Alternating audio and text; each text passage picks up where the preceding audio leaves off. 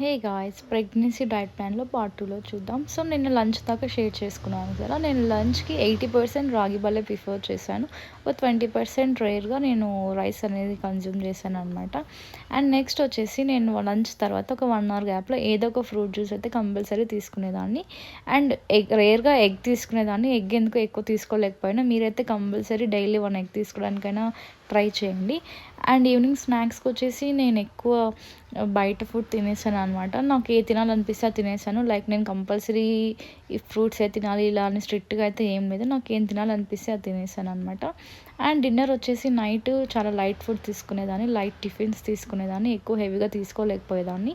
And after dinner నేను ఒక half an hour walking చేసేసి నైట్ పడుకునే ముందు మళ్ళీ 1 గ్లాస్ ఆఫ్ మిల్క్ తాగేదాన్ని. అండ్ బిఫోర్ 5 మంత్స్ అయితే నేను నార్మల్ మిల్క్ తాగేదాన్ని. ఆఫ్టర్ 5 మంత్స్ నా మిల్క్‌లో నేను కుంకుమ పువ్వు అనేది యాడ్ చేశాను. ఇంకా పార్ట్ 3లో ఇంకా మీతో షేర్ చేసుకుంటా. Thank you for watching my video. Do subscribe.